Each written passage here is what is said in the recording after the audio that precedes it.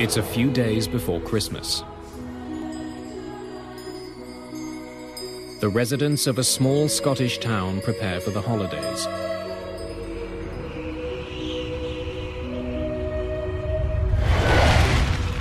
Danger is fast approaching.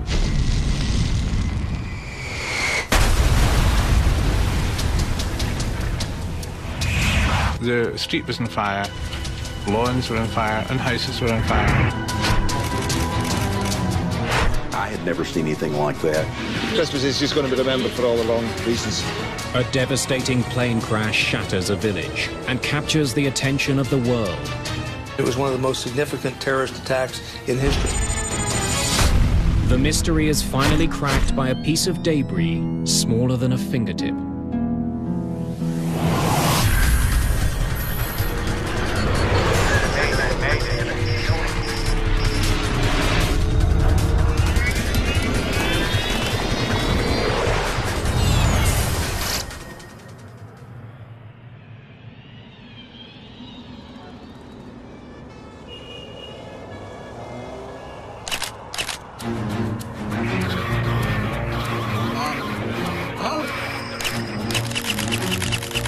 October the 26th, 1988, near Düsseldorf.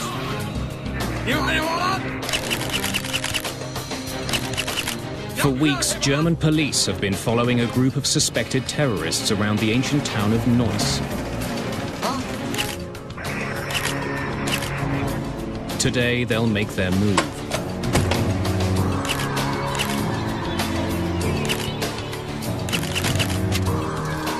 Jetzt! Bika! Bika!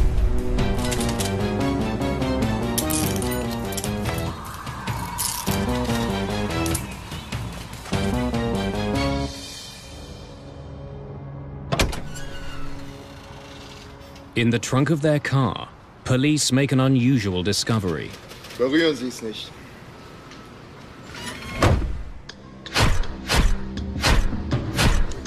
Police raid apartments used by the two men. They find a number of blank passports and a small arsenal of weapons. When police closely examine the radio recovered from their car, they find it's wired with explosives. Those devices used a combination of an improvised barometric device and a timer, a short delay timer. All these devices were, in fact, supposed to go onto an aircraft. A barometric timer is set off by changes in altitude. It's triggered when it reaches a certain height. Since that guarantees a plane will be in the air when the bomb goes off, it's a favorite device for those targeting passenger jets. The two men arrested in Germany work for a well-known terrorist organization, the Popular Front for the Liberation of Palestine. Hafez Dalkamouni is shipping weapons to Syria and Lebanon. Marwan Krishat is a notorious bomb maker, responsible for bringing down at least one passenger jet. It's just a couple of months until the busy Christmas travel season. With the two men under arrest, German police have made commercial aviation a little safer.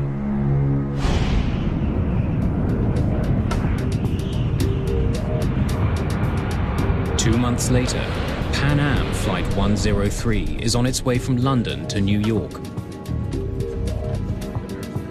The jet has just taken off from Heathrow Airport. There are 259 people on board. Most of the passengers are American. Charles McKee actually works for the US government. Khalid Jafar lives in Detroit and is returning home from a trip to Lebanon and Germany. The first part of the trip to the United States takes the plane northwest up over Scotland.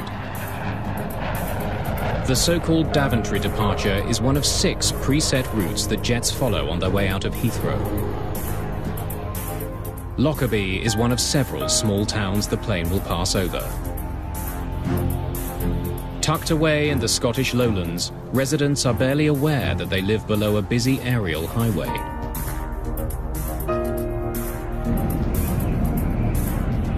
Pan Am calls this 747 Clipper Made of the Seas. As it levels off at 31,000 feet, the crew gets in touch with air traffic control. Good evening, Scottish. Clipper 103, we are level at 310. 103, you are identified. Captain James Macquarie is 55 years old. Like many passengers on this pre-holiday flight, he's heading home.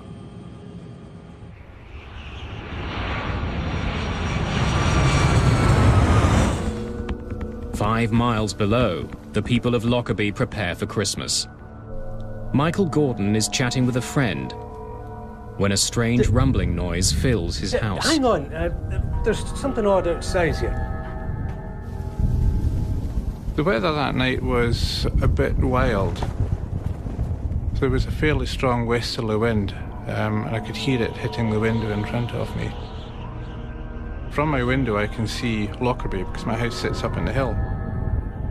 And I heard this noise which was above the noise of the wind, and the noise sounded like thunder. And the noise got louder and louder. And I could hear the noise then got to the stage of being similar to a jet fighter. And at that time we had a lot of military aircraft passing through the area. However, I saw dark objects, dark things falling from the sky. Against the lights of Lockerbie, I could see these black objects coming down. And then, from my right, quite high on my right, I could see a long, thin, black object which had a fire on the upper surface coming in. And it was making its way towards Lockerbie.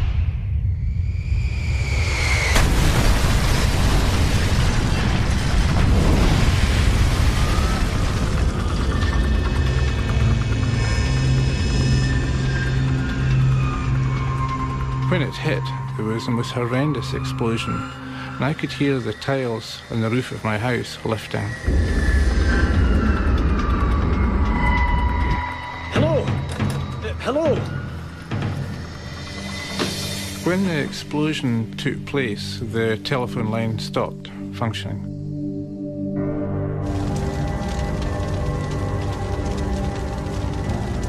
Lockerbie is burning. Enormous flames reach into the night sky. Michael Gordon races to the neighborhood that is hardest hit. The street was on fire, the lawns were on fire, and houses were on fire. And it was difficult to go without finding my trousers burning and my shoes burning. You had to jump about quite a bit because everything was on fire.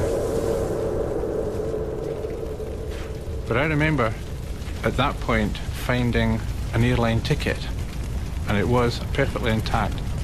There's no damage by fire or fuel or contamination of any sort. And the airline ticket said London Heathrow to JFK. Somehow Pan Am Flight 103 has fallen from the sky and smashed into Lockerbie, Scotland.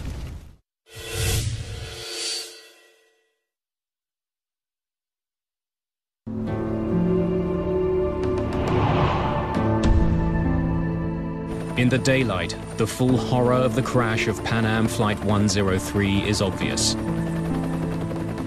Several houses on the ground have simply vanished, vaporized when the plane smashed into them. An enormous crater is torn through the southern edge of the town. 1,500 tons of rock and earth have been blasted out of the ground. 11 people from Lockerbie are dead, along with all 259 people who were on board. As far as I know, I've lost my brother-in-law, my sister-in-law, and their house is just a 30-foot crater. In the ruins of their homes, they search for the bodies of the aircraft's passengers. Such a catastrophe, so sudden, so great a shock for a quiet town. It looked like a scene out of hell. This whole road was ablaze. Didn't know what it was, and then we rushed outside and just all this debris coming down. Air crash investigators have arrived in Lockerbie within hours of the crash. Mick Charles is the lead inspector for the British Air Accidents Investigation Branch, the AAIB. One of the first sites we went to was the site of the crater. That was still smelling very much of aviation fuel for a start, and scattered all around were bits of debris and in some cases human tissue as well. Charles quickly gathers his team to begin looking for clues. It was all heaving, it was happening, there were loads of people, and it was to some extent chaos. You'll be organised into groups, headed by an AAIB inspector. Does anyone have any questions? The sooner we start, the better. More than 1,000 police officers and 600 members of the military pour into Lockerbie. You always have this sense of wanting to get to grips with what it is. It was quite clear that whatever it was colossal.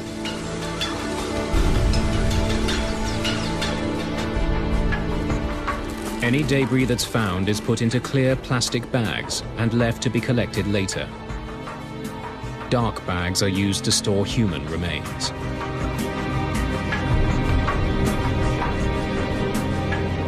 It's just days before Christmas, but the holiday spirit has been shattered. At the start of the investigation, what we were doing was finding out which bits of the aeroplane were where, actually finding all the aeroplane. The sheer scale of the disaster is difficult to comprehend. Chris, the RAF have offered us a helicopter. Can we use it? Absolutely.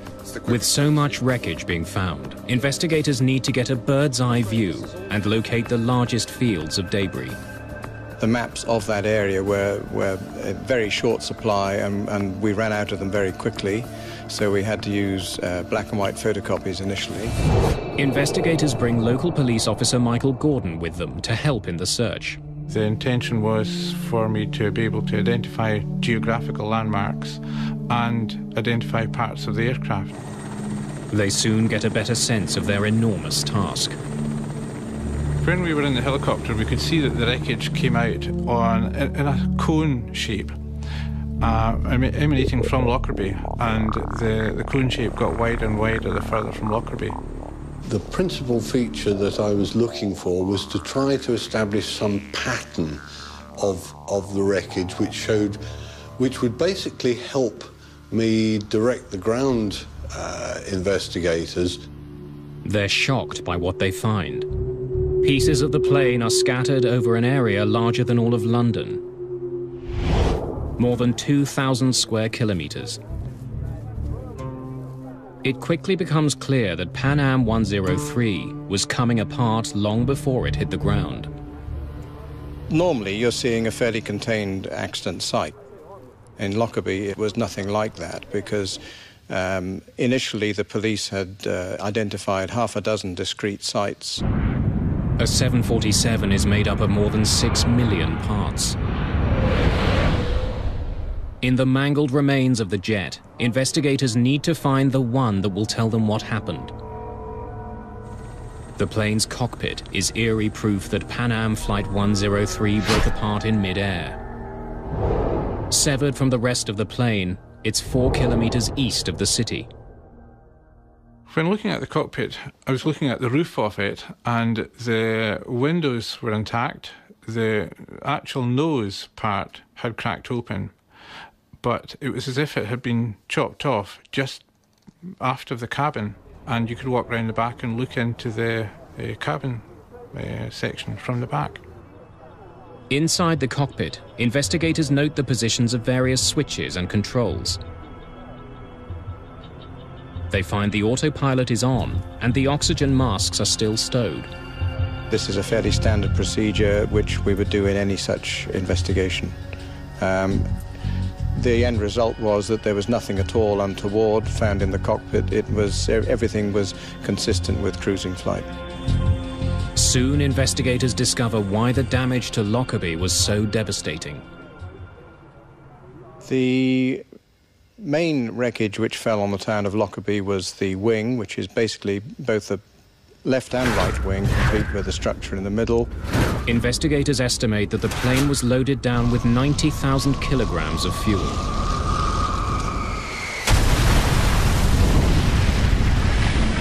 $150 tons, descending essentially vertically at up to about 500 knots speed, and there's an awful lot of energy in that. And that's what created the crater. To find the cause of the crash, however, investigators will have to look elsewhere. They need to examine wreckage found south of Lockerbie. These pieces would have come off at the beginning of the disaster. While the painstaking work of collecting evidence continues, investigators comb through maintenance records. Those records raise concerns with the plane's age. Clipper Made of the Seas was the 15th 747 ever built by Boeing. This was one of the older Boeing 747s. It was built in 1970, so it was 18 years old and had got something like 75,000 flying hours. Perhaps some critical part of the plane had given way as it flew over Lockerbie. The two obvious possibilities were that it was a straightforward structural failure, or it was possibly the result of sabotage. McCharles, Tom Thurman, FBI. Good to meet you, Tom. I was expecting you. While the investigators are searching for possible answers in the history of the plane, the second possibility, sabotage, is also being pursued. We were there to provide technical expertise to the Scottish investigators into explosives and explosive damage, and that the telltale sign that it could be a bomb.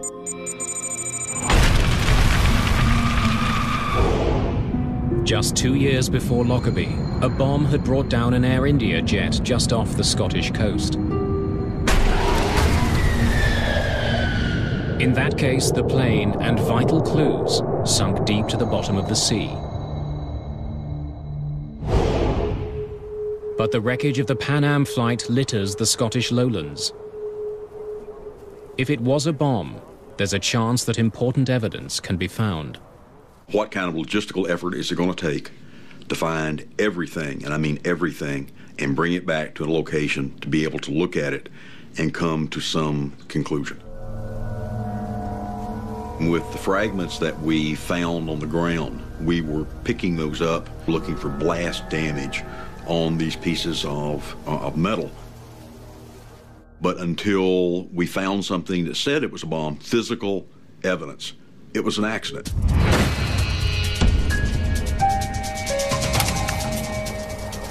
In the first 24 hours, 4 separate groups have claimed responsibility for bombing the jet. Dick Marquise is an expert on international terrorism working for the American FBI.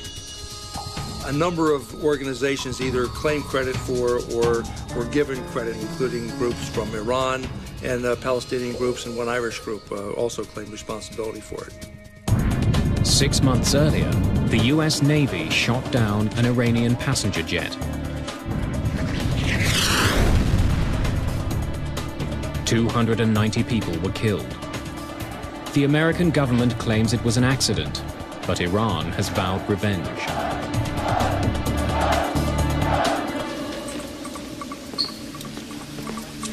Other threats had been made in the weeks before the crash.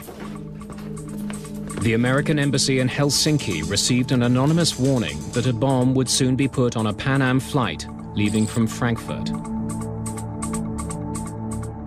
Officials eventually discounted the threat, but a notice was posted in American embassies. Many of the passengers who boarded Flight 103 had come from Frankfurt on a connecting flight. Right, excellent work, everyone. Then, on Christmas Eve, just 3 days after the crash of the plane, the investigation gets an enormous break. Everyone clear on what they need to do this evening? Terrific. Tom, can I see you? Absolutely.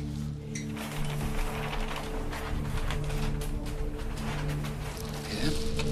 You'd like to put your gloves on, I think, for this. Mick Charles had a bag and had a piece of metal in the bag. What is it? We think it's a piece of luggage rail. It helps guide the cargo containers into place. Inspectors in the field discovered items which they recognized as being not part of a normal failure sequence that you would expect if it had been a structural failure. Nick, this has been very near an explosion. That's what we thought as well. Small marks have been made on the metal. Craters that are the telltale signs of a bomb. The hot gases of the combustion process of the explosion hits a piece of particularly metal, and it puts pits in it like you would take a blowtorch. Take a blowtorch and you have a piece of metal and you just barely touch the piece of metal, it'll make a little hole down into the metal. It's the first piece of wreckage from outside the town of Lockerbie to show any signs of being damaged by fire. What did you find? I'll take you out in the morning. The Scottish countryside is about to become the largest crime scene in the world.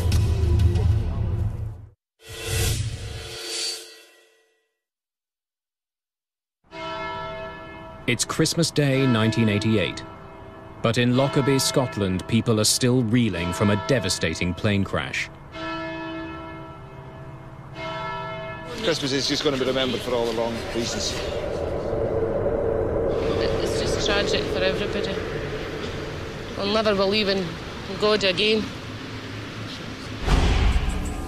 For air crash investigators, December the 25th is treated like any other day at work. That was, in my mind, the most distinguishing characteristic of Lockerbie. And although it was over Christmas, you just stay there and you do what you have to do. Investigators converge on a farmer's field outside of the town. Over here! Keep yelling! We can't see you! Over here! The weather had turned horrible. Foggy, kind of misting rain. You couldn't see 10 feet in front of you. And there was debris literally all over the place. Another piece of the baggage compartment rail has been found.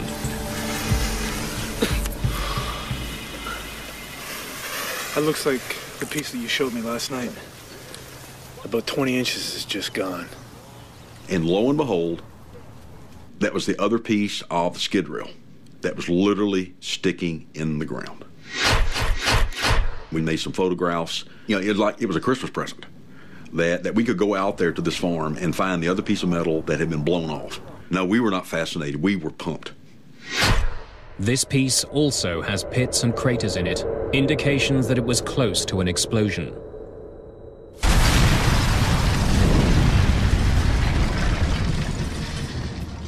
The pieces of wreckage are part of the southern debris field, and near the beginning of it. The placement suggests they were some of the first parts to break off the plane. We were very suspicious that it was a bomb which had caused this destruction, but we were not prepared to say anything until we'd had those details confirmed by the forensic experts. A British forensics lab has made the critical link. Traces of two chemicals used to make plastic explosive are found on the debris recovered near Lockerbie. On December the 28th, just 7 days after the crash, investigators have their proof and announce it to the world. It has been established that two parts of the metal luggage pallet's framework show conclusive evidence of a detonating high explosive. The crash of Pan Am Flight 103 is now officially a crime. Our mandate with regard to Lockerbie was find out who did it and prove it. Because what we wanted to do is bring someone to justice and make them answer for killing 270 people. In Lockerbie, investigators from the AAIB continue to sort through the tons of tangled metal. We could, I suppose in theory, have just stopped, but we thought We know it's a bomb. We have all of the wreckage over land. It's an ideal opportunity to recover it all and to understand it properly. We knew it was a small bomb, but we didn't understand the explosive processes. Investigators are particularly interested in the hull of the aircraft. They move pieces of it to a military hangar just outside of town.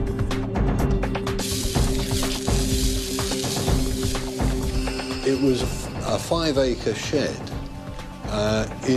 which was long enough that we could plan to lay the fuselage out, opened up like a clamshell, using the bottom centre line of the aircraft as our sort of core line. The fuselage of an airplane is bolted to a series of frames, and each frame is numbered based on how far it is from the front of the aircraft. Before we laid out the wreckage two-dimensionally, we put lines and tapes on the floor to give us a grid, and this grid related to the geometry of the aeroplane. They begin to reassemble it, like an enormous jigsaw puzzle. A lot of the structure bears characteristic shapes that you can say immediately, this looks like a door frame. A lot of stuff, it has unique part numbers, which can help you identify small and fairly, what you would call, unidentifiable bits. As the work continues, more pieces of the plane are found that show telltale blast damage.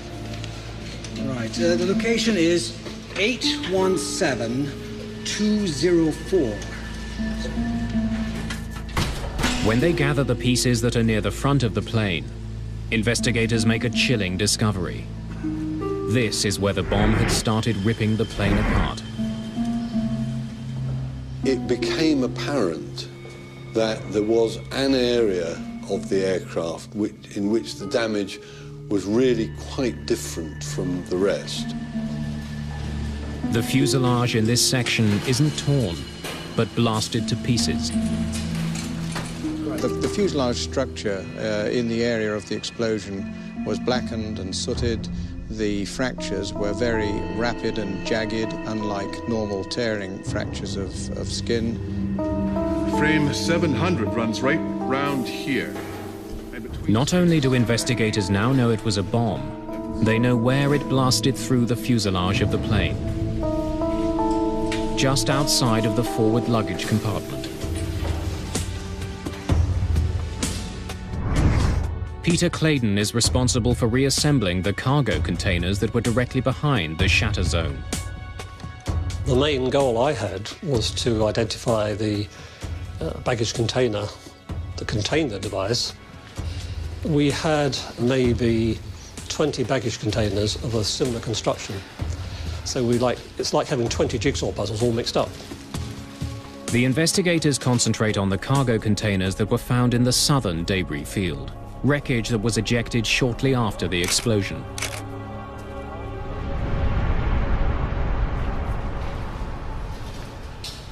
We concluded that there were only two on the aircraft, one made of aluminium, one made of fiberglass, and they had been adjacent to each other on the aircraft, and they were the only two that exhibited evidence of an improvised explosive device having detonated.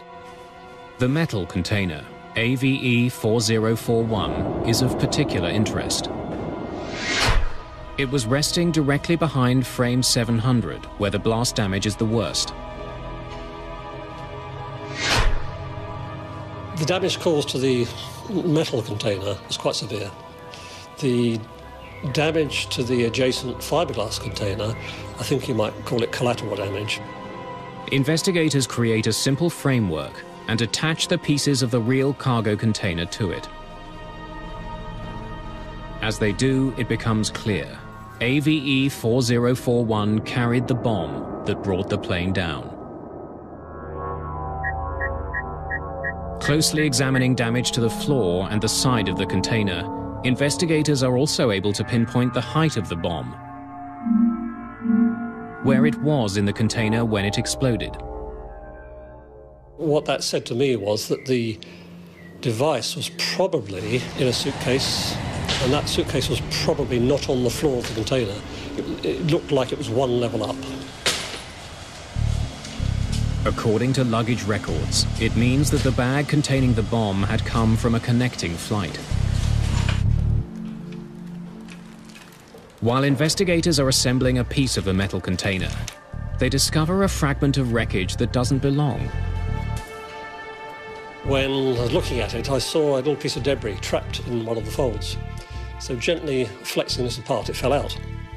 When I looked at it, I could see it was a fragment of a printed circuit board, an electronic circuit board. Can you bring me a camera and an evidence bag, please?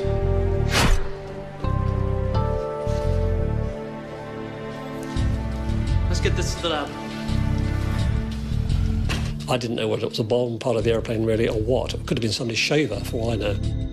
Eventually, forensic experts in Britain determined that the circuit board was a piece of a specific brand of radio. News of the discovery makes its way to Washington. It reaches Tom Thurman, who's returned to his office there. And lo and behold, an identification was made into a Toshiba SF-16 radio. And ironically enough, the name on the side of that radio, just as a brand name, I guess, was called a bomb beat radio. The radio cassette player had hidden the bomb. It's very similar to the one that was recovered by German police when they cracked the Palestinian terrorist cell 2 months before the bombing. Had German police somehow missed something? Had a bomb made here been used on the Pan Am flight?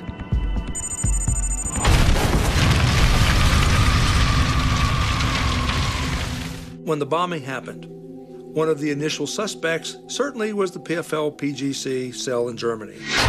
The intelligence told us that the PFL-PGC was probably responsible for this. 49 passengers who eventually boarded the Pan Am flight started their journey in the German city of Frankfurt. Their bags were placed onto Flight 103 in London. But the airline did not ensure the passengers who checked in the bags actually got onto the plane. Perhaps a bomb made in Germany had slipped through the cracks at Heathrow while the terrorist walked away. We had to then, if that was the case, prove it. As the investigation continues, there's a puzzling discovery. While made by the same company, the cassette player used in the Lockerbie bombing is slightly different from the one that was seized in Germany. Both were contained in Toshiba radios, but one was a one-speaker model, and the one that blew up the Lockerbie plane was a two-speaker, more updated model radio. The difference in the model of radio being used raises doubts. Perhaps the terrorists in Germany are not responsible. You can look at the way that a device is put together and say, hey, I know who put this together because I've seen this before, and this is the way that this bomb builder puts a bomb together. To call it a bomber's signature. Law enforcement officials need more clues to figure out who had built the bomb.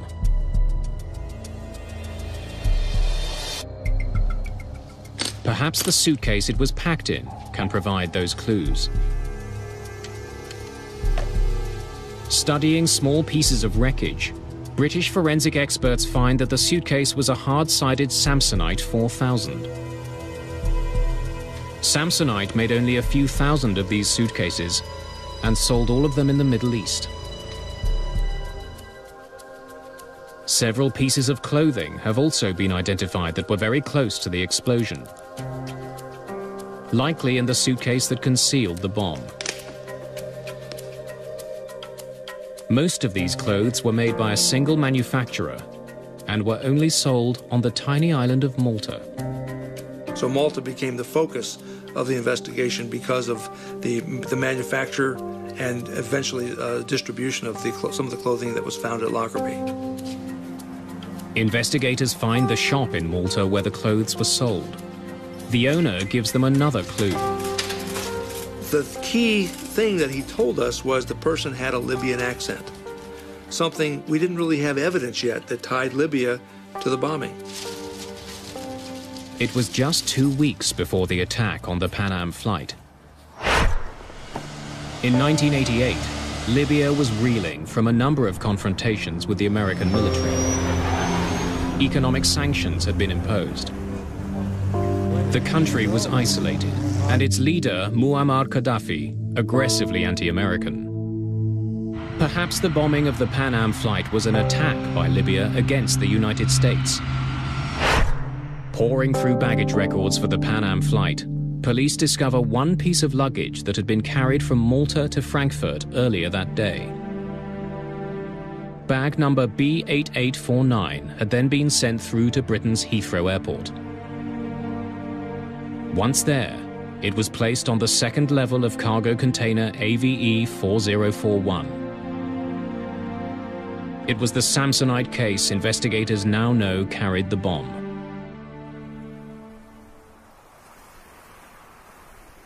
More than a year after the crash, a new discovery in Lockerbie helps simplify the confusing series of clues. Forensic experts discover another circuit board from among the clothes that came from Malta.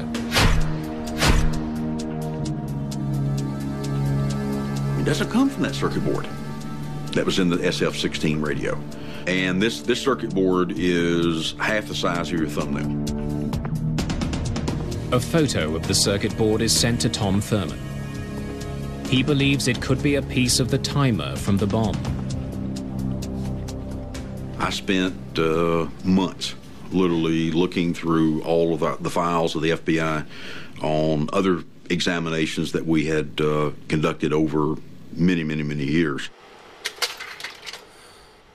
The FBI has photos of timers used to detonate bombs around the world.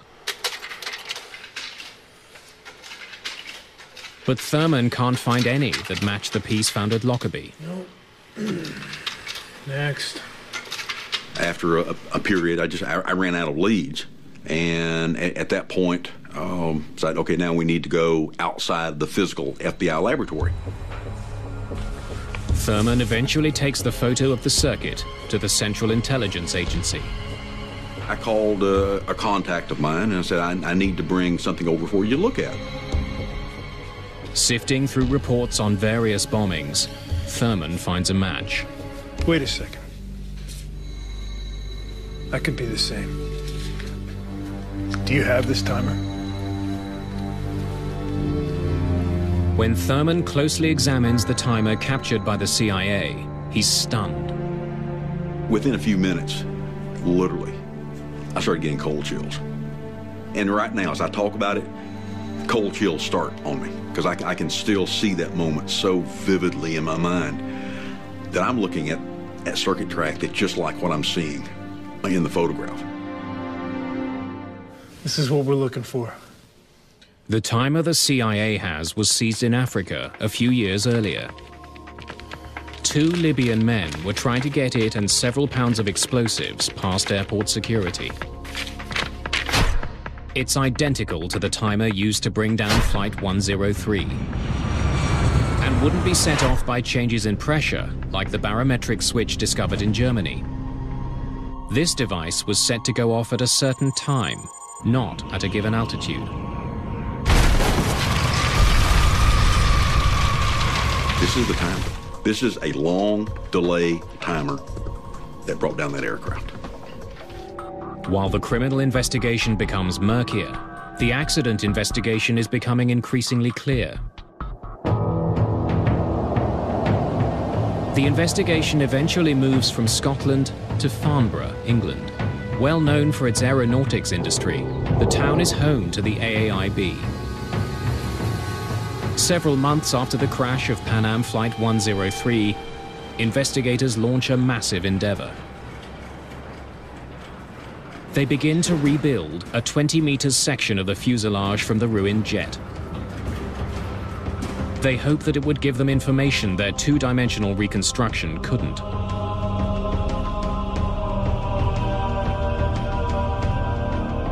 They can see that the explosion tore a 1.5 by 5 meter hole in the side of the plane. Chris Prothero is a senior inspector of air accidents at the AAIB.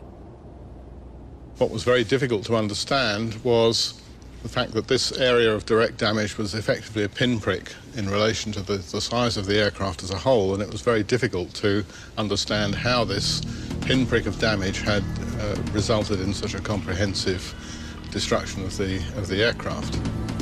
The bomb that brought the plane down had less than 0.5 kilogram of explosive. Yet its destructive power was immense. Investigators want to learn more about how shock waves behave inside a jet. It's rather like a freeze frame on a video footage. If you can capture that point as the thing is coming apart, it tells you a great deal about the way it's coming apart.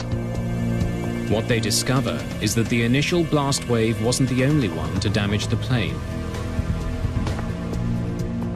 A large section of the ceiling of the aircraft has been pushed up with so much force that the rivets connecting it to the plane's frame popped. It wasn't torn apart, but blasted by a shockwave.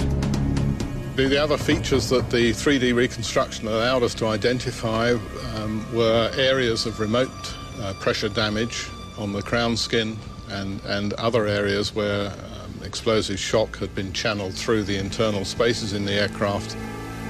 The inside of a jet acts like an echo chamber, bouncing the shockwaves of the bomb around. They gather strength until they encounter a weak spot in the skin. When they do, they blast through. The work in Farnborough is powerful proof of how destructive even a small bomb can be. And how vital it is to track the bombers down.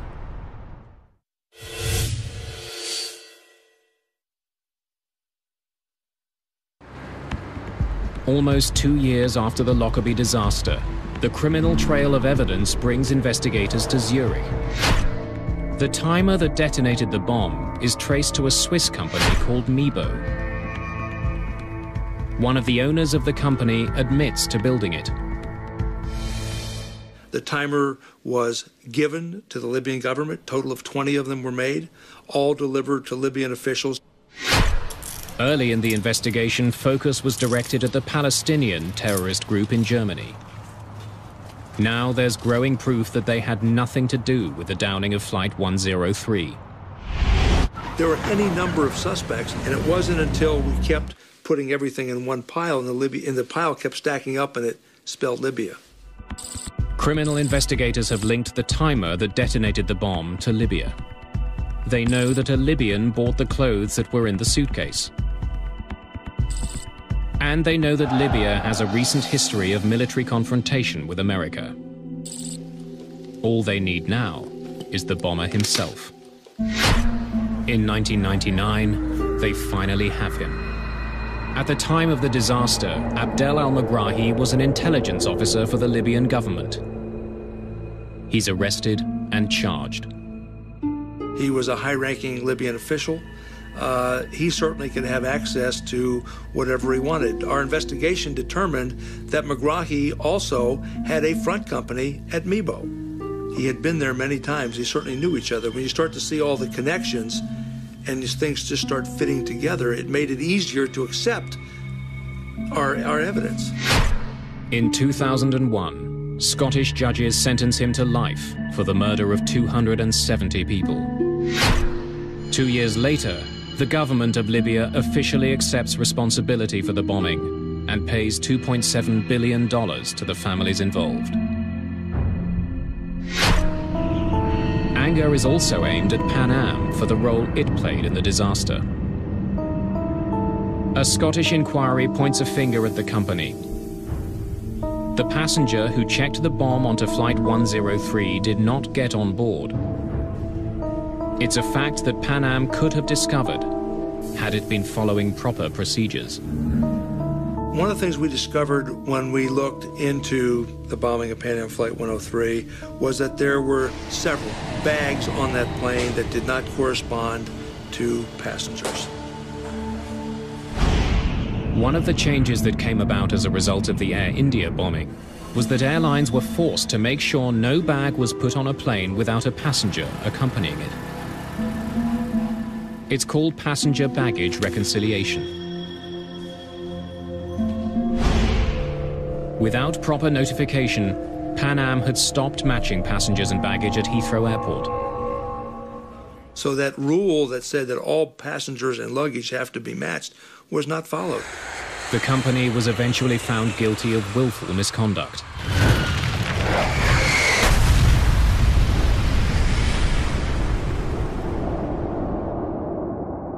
After the crash and the court ruling, Pan Am declared bankruptcy.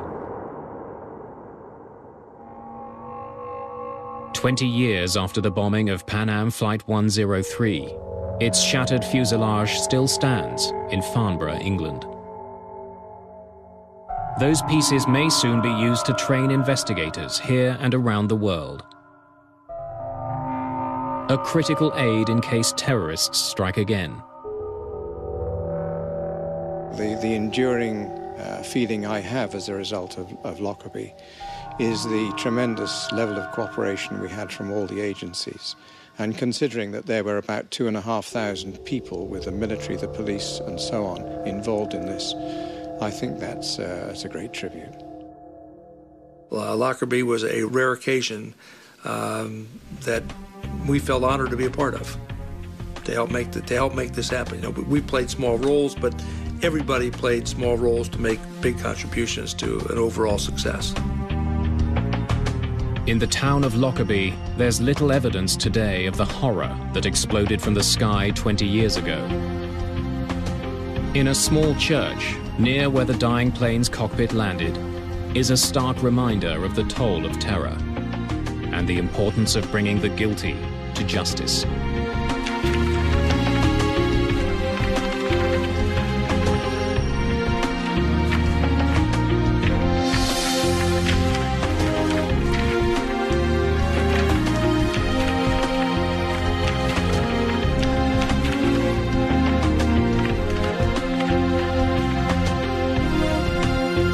Explore the grim underbelly of globalization in Global Underworld. Brand new tomorrow at 9. Next, we're on the case of the ancient astronauts.